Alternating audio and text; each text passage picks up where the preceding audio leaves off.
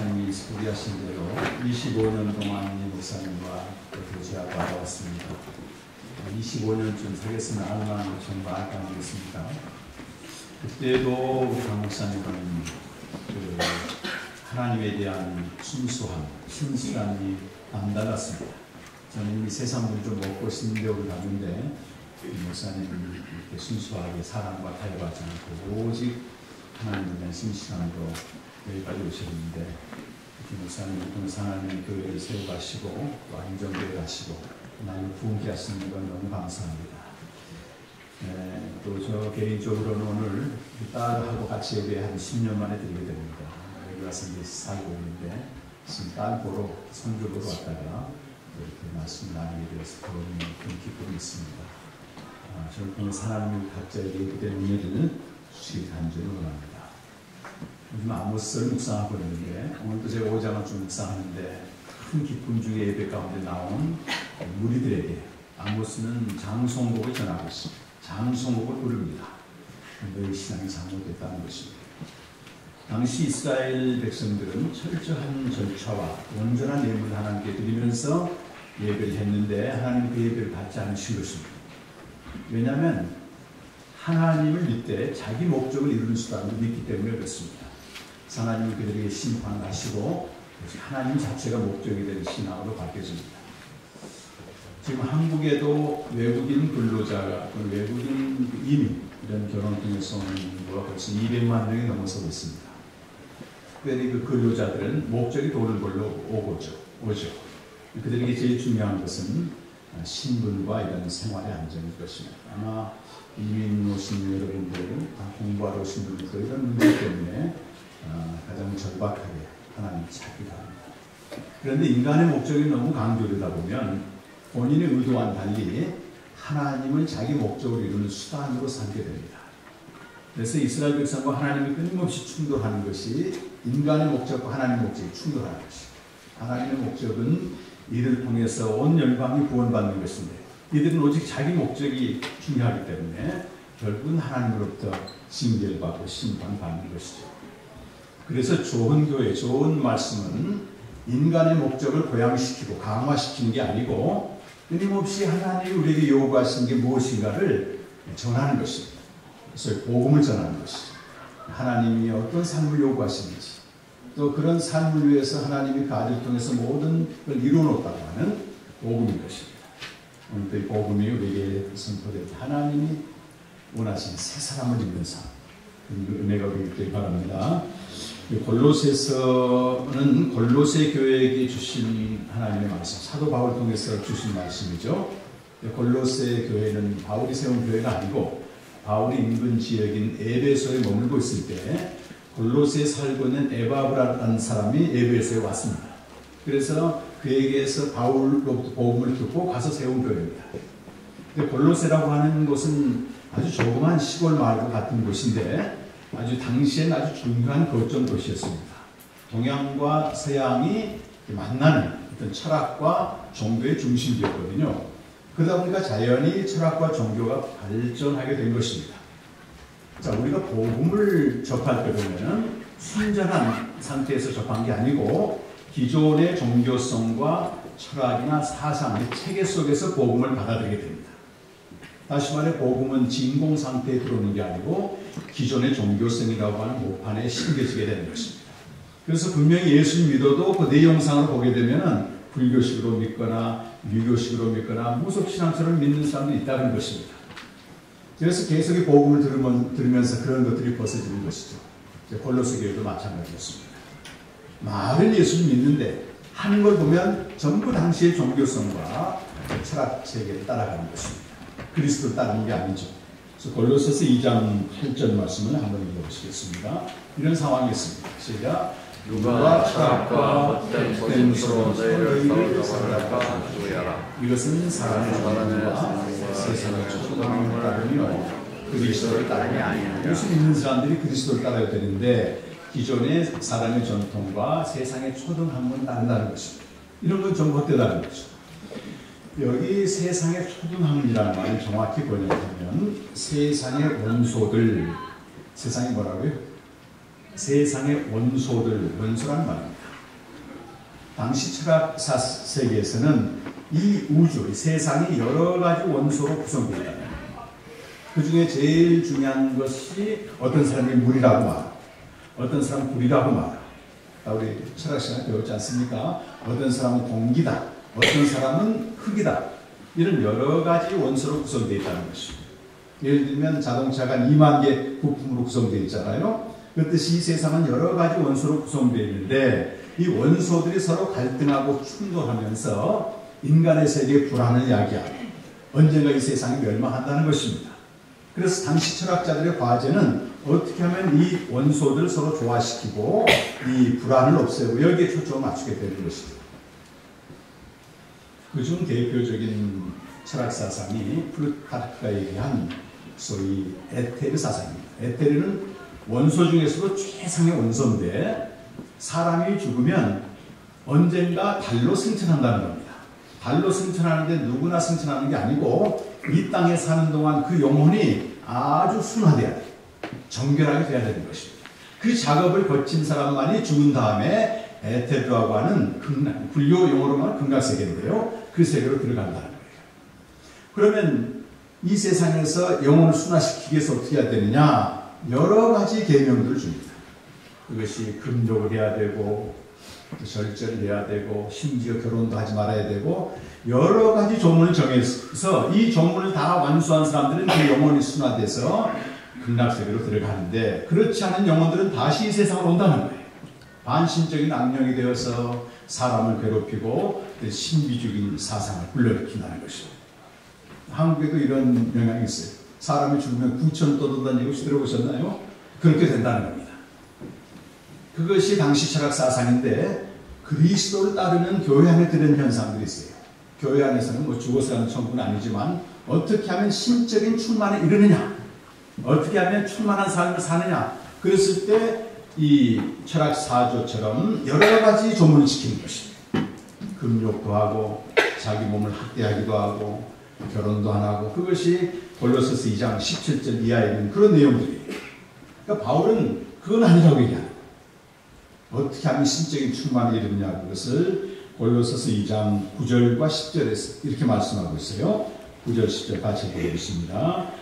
그 안에는 그리스도 안에는 얘기합니다. 신성의 모든 충만이 육체로 거하시고 너희도 그 안에서 충만해졌으니 그는 모든 목자와 권세를 다하시고 그리스도 안에는 하나님의 성품의 모든 충만함이 육체 가운데 거하신다.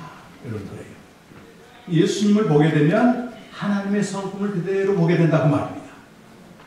그런데 예수님뿐만 아니라 우리가 그리스도 안에 거하게 되면 우리도 그처럼 된다는 것입니다. 그것을 가르쳐서 3장 1절에서는 이렇게 말씀하고 있습니다. 같이 읽어보십시다. 그러므로 너희가 그리스도와 함께 다시 살리심을 받았으면 위의 것을 찾으라. 거기는 그리스도께서 하나님 우편에 앉아 계십니다. 그리스도와 함께 살리심을 받았다 그 말은 그리스도와 함께 죽고 함께 장사됨으로 우리가 그리스도의 생명, 새 생명을 얻었다 그런 뜻입니다. 새 생명을 얻은 자는 그리스도 안에 거하고 하나님 안에 거한다는 것입니다. 이것을 요한복음에서는 영생의 삶이라고 말해요. 여러분 영생의 삶이란 죽어서 가는 철학세계에서 말하는 어떤 좋은 세계가 아니고 여기서 이미 그리스도 안에 거하고 하나님의 안에 거함으로 하나님의 충만함이 우리를 통해서 나타난다는 것입니다. 그래서 우리 지상적인 삶을 살지만 지상적인 삶에 필요한 모든 자원들을 하늘로부터 그리스도 안에 거해 하나님 품에 비해서 거기서부터 받아오는 것입니다. 거기에만 있는 참된 안식과 기쁨과 평강을 가지고 지상에서는 소위 사명적인 삶을 살아가는 것입니다. 이것이 세상 사람과 달라요. 세상 사람들은 이 세상 사는 자원을 다 이 땅에서 구하는 것입니다. 그래서 돈도 필요하고 명예도 필요하고 좋은 인간관계를 자꾸 찾아내는 거예요. 우리는 하늘로부터 그런 자원을 받아내서 살아가는데 이것이 이 땅에서 이미 누리는 하나님 나라, 하나님의 통치를 받는 삶이라고 말하는 것입니다. 그런데 오늘 3장에서는 전체적으로 이와 같이 하나님의 충만한 삶을 가로막는 두 가지 요인이 있다는 것입니다. 하나는 죄 문제, 하나는 우리 안에 내재된 부정성의 문제라고 말합니다. 먼저 3장 5절 말씀 같이 한번 읽어보세요. 시작. 그러므로 땅에 있는 지체의 죄나 모든 난과 부정과 사욕과 악한 정욕과 탐심이 한숨을 상수는데 6절에 보면 이것들로 말미암아 하나님의 진노가 임한다 이렇게 말합니다. 하나님의 충만한 삶을 사는 대신 진노가 임하는 것은 이 죄의 문제를 방치하기 때문에 그렇습니다. 우리가 예수를 믿으면 모든 죄가 용서받고 신분적으로는 의인이 됩니다. 그리스도로 말미암아 어렵게 되지만 상태적으로 보면 뭐예요? 여전히 죄를 지을 수밖에 없는 한계성을 가지고 있다. 또 죄를 짓게 하는 세력인 사망의 권세는 예수님이 재림할 때 완전히 멸망받기 때문에 우리 의지와는 상관없이 죄를 짓고 넘어질 수가 있다 그 말입니다. 완전한 상태적으로 완전한 의인은 존재하지 않습니다. 구원파가 이거 잘못 같죠. 구원파는 예수 믿으면 상태적으로도 죄를 안 짓는다 그래서 죄 회개할 필요 없다는 것입니다. 그럼 이 죄의 문제를 어떻게 해결할 것이냐? 그것이 바로 내일 찬양했지 않습니까? 내일 십자가 은혜로 사는 것입니다. 최후 승리 얻을 때까지 십자가 은혜로 사는 것입니다. 십자가는 단순한 주문이 아니고 십자가를 통해서 나타난 은혜가 있는데 그 은혜가 날마다 우리 안에서 효력을 발생하는데 그때 우리는 죄로부터 벗어나게 된다는 것이에요. 십자가에는 크게 세 가지 효력이 나타납니다. 첫 번째는 예수님 흘리신 피, 보혈의 의미. 우리가 연약하여서 죄를 짓게 되면 행동으로 나타나요. 마음으로도 죄를 짓고 그럴 때 이 안에 이미 생명이 있고 하나님의 자녀가 된 사람들에게는 마음의 가책, 그냥 보통 가책이 아닙니다. 주님을 너무 사랑하기 때문에 오는 굉장한 마음의 가책이 따릅니다. 영혼이 오염되고 죄책감을 갖게 되거든요.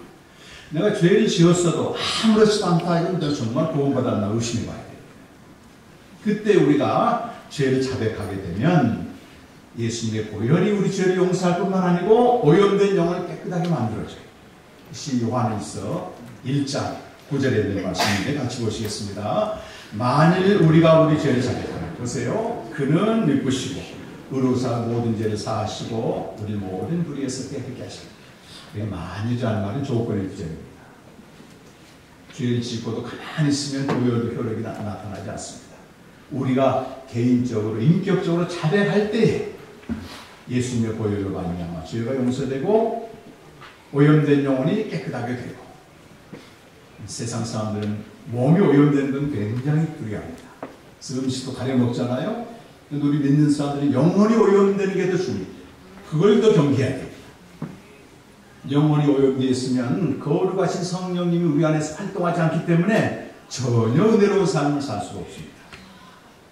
아침에 우리가 일어나면 몸을 씻듯이 영혼도 도움이라고 있어야 됩니다. 매일 씻어야 됩니다.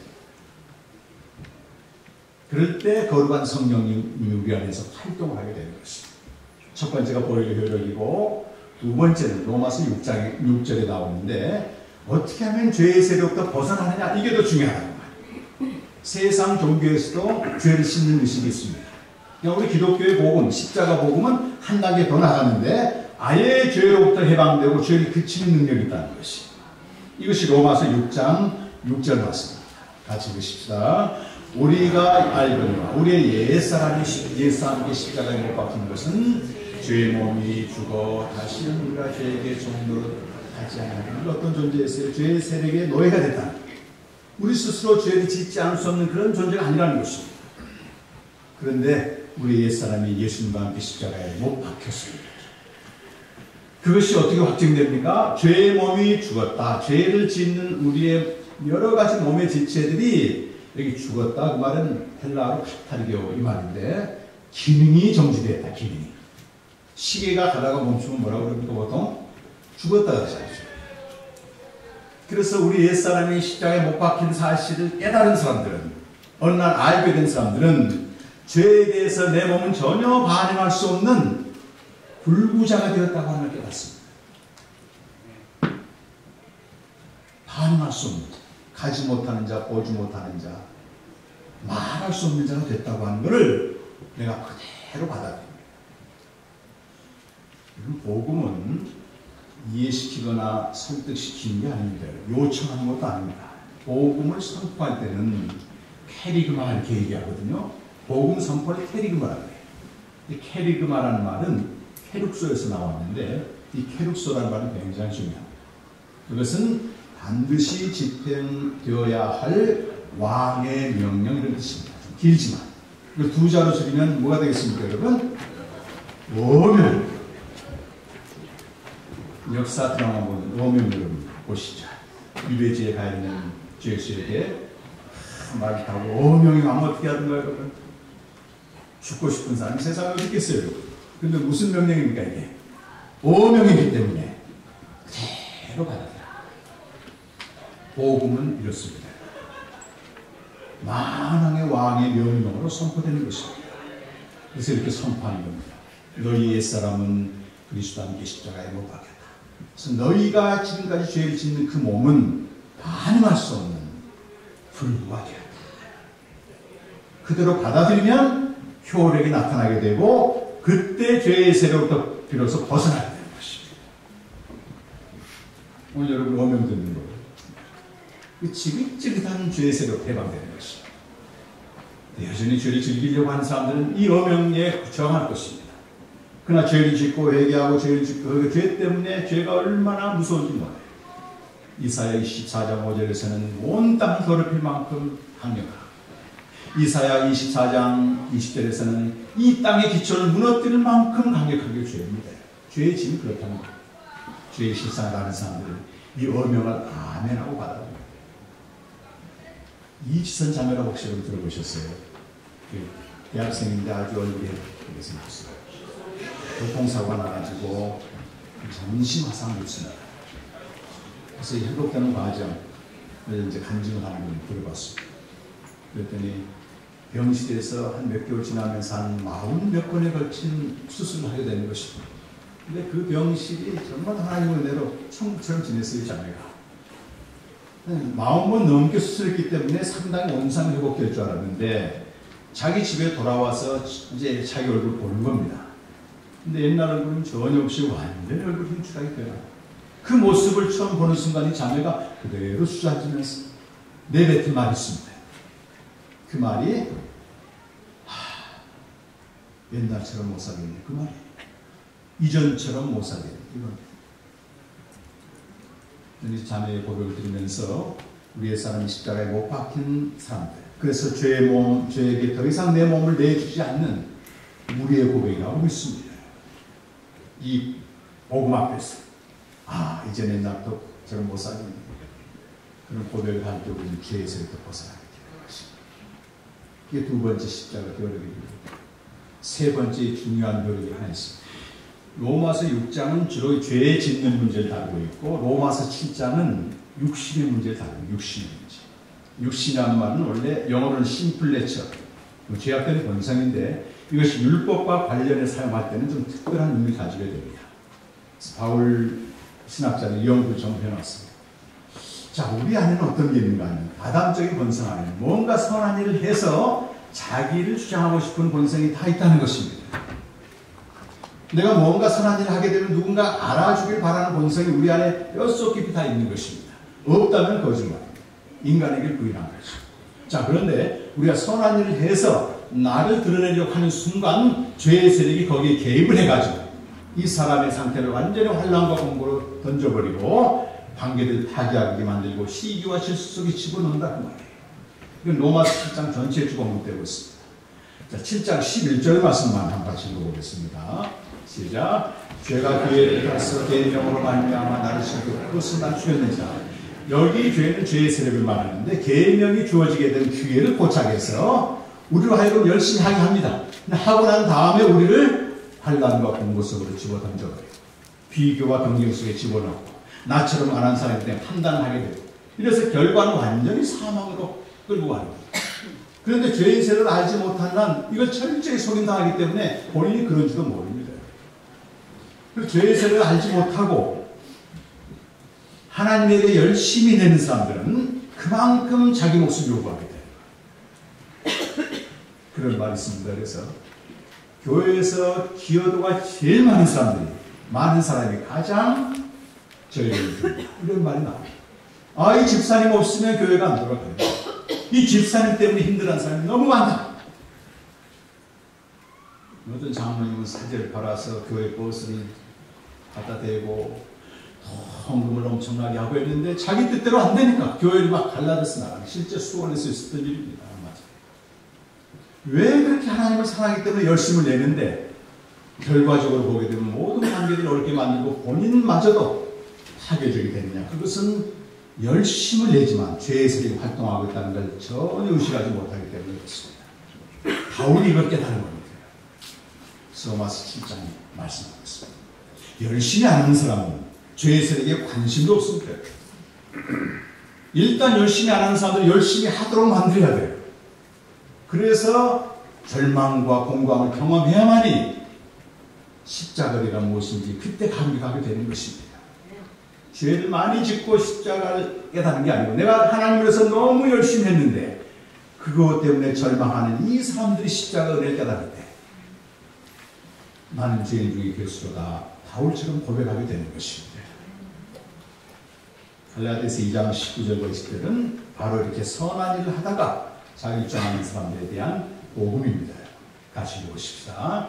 갈라디아서 2장 19절 20절 너무 유명한 말씀이에요. 내가 율법으로 말미암아 율법에 대하여 이는 하나님에 대하여 내가 그리스도와 같이 보니 그런 일을 내가 사는 것이 아니요 이제 내가 육체 가운데 사는 것은 나를 사랑하사 나를 위하여 자기 자신을 버리신 하나님의 아들을 믿음하며 사는 것이다.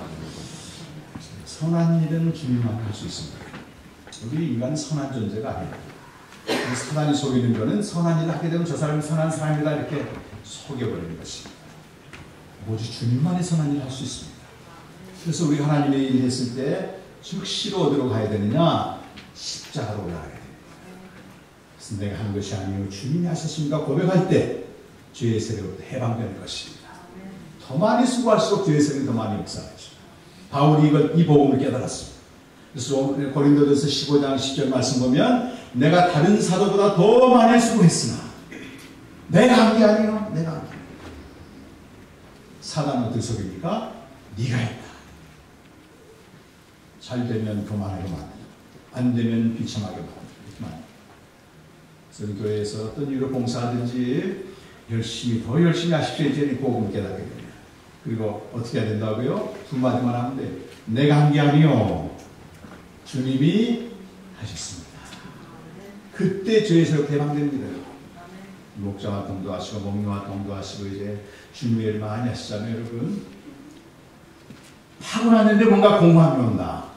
그때 죄의 세력이 활동하는 것입니다. 어디로 바로 가야 되겠어요?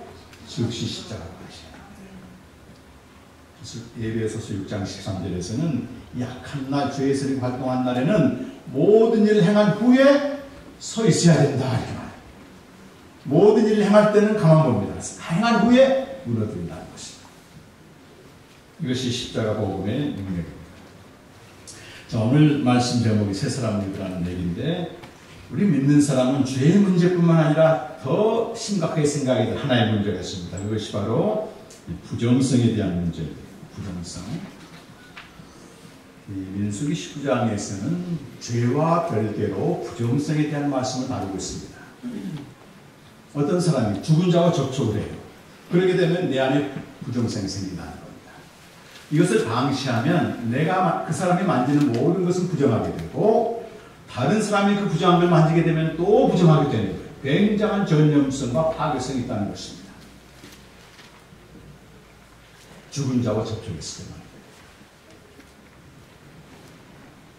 죄는 수컷을 제물로 씻어내지만 이 부정성은 죄와 다른 거기 때문에 암송아지를 잡아 불에 태웁니다. 그래서 불에 태우면서 정결하게 하는 물질인 홍색실, 또 백향모, 우술제 집어넣어서 이걸 씻어내게 되면 깨끗하게 됩니다.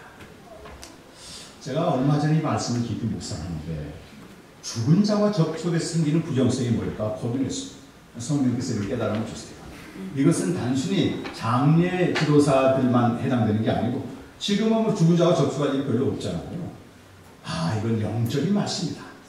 영적으로 죽은 자와 접촉해서 살다 보면 나도 모르게 부정성의 옷을 입혀진다. 자, 예를 들면 이런 겁니다. 우리는 태어나자마자 스스로 성장할 수는 없습니다. 누군가와 접촉을 해야 되고 누군가와 관계를 해야 되는데 주로 부모들입니다. 여러분의 삶을 한번 보세요. 우리 부모가 만약에 성령이 충만하고 하나님을 잘 경외하고 그리스도의 성품이 나타나 정말 영적으로 살아있는 상태에서 나를 양육시켰다면 내게는 부정성이 그렇게 많지 않습니다. 그런데 하나님을 알지 못하고 하나님을 알아도 제대로 믿지 못하고 했다면 우리 안에 불가불 부정성이 생기는 것입니다. 저 같은 경우도 부모님이 불안했거든요. 그럼 아이는 눈치를 보게 되는 것입니다. 그것이 저도 모르게 부정성이 옛사람의 옷이 돼가지고 성장한 다음에 다른 사람 비위 맞추는 게 중요해요. 자기 욕구를 채우는 것보다도 다른 사람을 기쁘게 하는 병에 걸려드는 것입니다. 그러면서 내면에서는 이 억울함과 분노의 감정들이 축적되고 있는 것입니다. 이 죄와 부정성은 달라요. 그래서 에베소 4장 26절 말씀 한번 보시면 이렇게 되어 있습니다. 같이 읽어보십시다. 분을 내어도 죄를 짓지 말며 해가 지도록 분을 품지 말라. 분노는 부정성이고 죄는 별개지. 방치하게 되면 죄가 된다는 것입니다. 자, 신약 성경에는 부정성에 대해서 이렇게 설명하고 있어요. 골로새서 3장 8절과 9절 말씀을 같이 한번 보겠습니다. 시작. 이제는 너희가 이 모든 것을 벗어버리라. 곧 분함과 노여움과 악의와 비방과 너희 입에 부끄러움을 말라. 너희가 서로 거짓말하지 말라. 옛사람과 그 행위를 벗어라. 옛사람과 그 행위는 내가 성장 과정에서 누군가에 의해서 입혀졌던 그 옷들을 말합니다. 근데 그것이 여기 보니까 어떤 감정으로, 부정적인 감정으로 주로 나와요. 첫 번째 분함, 이것은 속에 어떤 억울함을 말합니다. 그 다음에 노여움은 그 억울함이 분노가 밖으로 표출되는 거예요. 말로 표출되든 행동으로 표출되든. 그 다음에 세 번째 악의는 악한 의도로 보는 것입니다. 어떤 상황이나 사람을 대할 때 늘 삐딱하게 보는 사람이죠. 부정적으로 보는 사람들. 그 다음에 비방, 그야말로 이것이 말로 표현되는 거, 비난을 말합니다. 그 다음에 너희 입에 부끄러운 말이라, 이 말은 추한 말이죠. 욕설입니다. 욕설.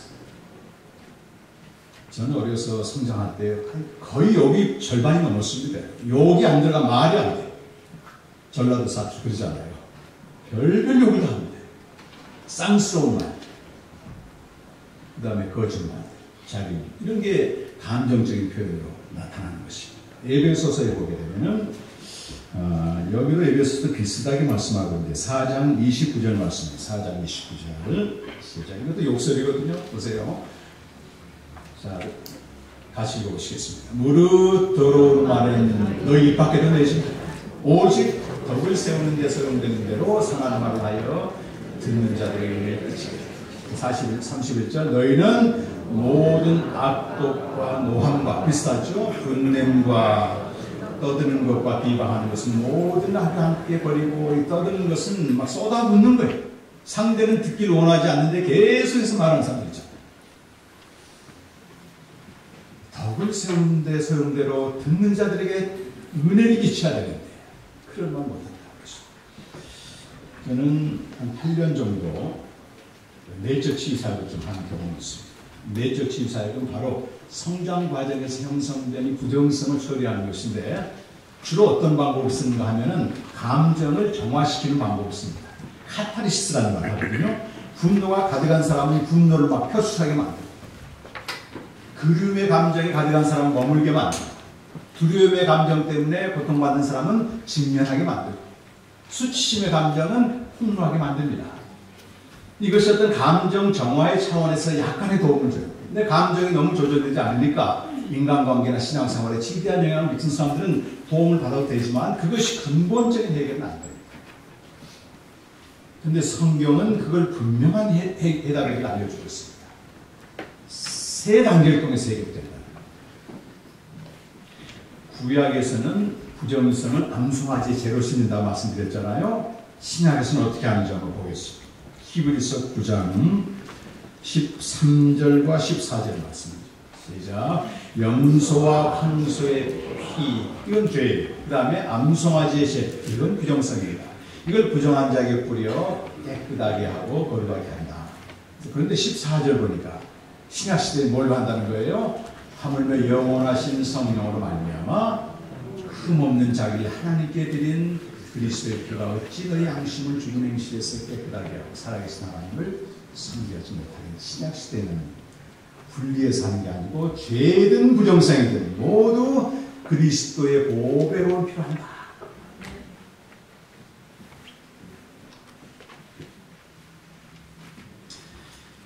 죄도 내가 자백해야만이 씻김받듯이 부정성도 똑같습니다. 내 속에 있는 것이 드러날 때에 이걸 심각하게 인식을 하고 자백을 할 때 씻김을 받습니다. 그런데 저의 경우만 해도요, 죄에 대해서는 아주 조심합니다. 민감합니다. 부정성은 이미 몇십 년 동안 내 안에 내재된 성품으로 고착되어 있기 때문에 심각성을 알지 못합니다. 심지어는 이걸 악하다 생각도 안 합니다. 폴 리케르라고 하는 프랑스 신학자는 가장 악한, 인간의 악함을 세 가지를 얘기하는데, 이 죄, 당연하죠. 겉으로 나타난 죄, 속에 있는 죄, 한 가지 더 추가한 게 부정성 답니다. 사람이 악독한 건 죄만 해서 그런 게 아니고 못된 성격 때문에 상대에게 고통을 가하는 것입니다. 자, 그런데 우리 교회 안에서는 이상한 신화가 있어요. 교회 오래 다녀도 뭘 못 바꾼다, 많은 사람들이. 성격은 못 바꾼다, 이렇게 얘기합니다. 이것이야말로 우리가 오해하고 있는 것입니다. 이것이야말로 그리스도의 복음을 제한시키는 것입니다. 생각해 보십시오. 내가 10년, 20년 부모로부터 함께 살았기 때문에 부정성이 생겼다면 이제 우리가 누굽니까? 새로 태어난 우리는. 골로새서 3장 12절 보면 하나님의 사랑받는 자녀라는 거예요. 그럼 우리가 그 하나님과 날마다 교제하고 함께 살다 보면 뭐가 생기겠습니까? 자연히 그리스도의 성품이 생겨나는 것입니다. 골로새 3장 12절, 13절, 14절 한번 읽어보겠습니다. 시작. 그러므로 너희는 하나님의 택하사 거룩하고 사랑받는 자처럼 이런 옷을 입어야 돼. 긍휼과 자비와 겸손과 온유와 오래 참는 것. 누가 누구에게 불만이 있거든 서로 용납하여 피차 용서하라. 주께서 너희를 용서하같이 너희도 이 모든 것을 사랑. 그 앞에 8절 9절 보면 우리 옛사람의 옷에 대해서 표현했지 않습니까? 분노와 노여움과 비방과 이 더러움을 쭉 얘기했는데 그거는 옛사람의 옷이고 이제 주님과 날마다 살면서 형성되게 되면 이 옷이 입혀진다는 것입니다. 그래서 우리 속의 부정성은 첫 번째는 심각하게 인식하고, 죄는 주로 말씀 앞에 가면 깨닫는데 부정성은 가장 가까운 사람으로부터 깨닫게 되는 것입니다. 그래서 교회나 사회 나가면 천사랄지라도 가장 가까운 사람에게는 악독할 수 있습니다. 가장 가까운 사람을 통해서 드러나게 되어 있습니다. 저하고 아주 가깝게 교제하는 목사님 한 분이 계신데 이 목사님 저한테 목사님 저는 그분은 목사님 아들이거든요. 상당히 성품이 좋을 거 아니겠어요. 저는 결혼하기 전까지는 화를 낸 적이 없습니다. 이렇게 얘기한다. 근데 결혼한 다음에 뭐가 났다는 거예요? 화가 나기 시작. 분노가 생겼다. 그럼 누구 책임이라는 겁니까?